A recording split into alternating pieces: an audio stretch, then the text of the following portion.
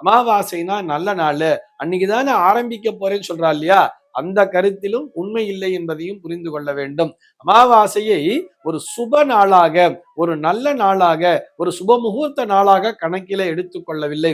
என் பையனை கொண்டு போய் ஸ்கூல்ல சேர்க்கணும்னு சொல்லிட்டு அமாவாசையில கொண்டு போய் ஸ்கூல்ல சேர்க்க கூடாது.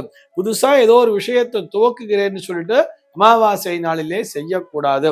அமாவாசை நாளிலே கிருஷ்ண பரமாத்மா என்ன பண்ணார்னு சொன்னா, கள பலியை கொடுத்தார்கள். கள பலிக்கு தான் அது ஏற்ற நாளே தவிர ஒரு போரை கூட அன்றைய தினத்திலே துவக்கவில்லை. போர் துவங்குவதற்கு முன்னதாக அந்த களத்திலே பலியினை கொடுக்க வேண்டும். நம் பக்கத்தில இருந்து பெரிய இழப்பு எதுவும் வந்துடக்கூடாதுங்கிறதுக்காக, அது போக நமக்கு வெற்றி என்பது கிடைக்க வேண்டும் என்பதற்காக ஒரு கள பலி கொடுத்தா இல்லையா, அது போன்று பலியை கொடுக்கக்கூடிய நாள் தான் இந்த அமாவாசை நாள். அதனாலதான் என்ன பண்ணுவோம்னு பார்த்தோம்னா, நிறைய பேர் பார்த்தோம்னா அமாவாசை அன்னைக்கு கடைக்கு வந்து இந்த பூசணிக்காய் சுத்தி உடைச்சிருப்பா.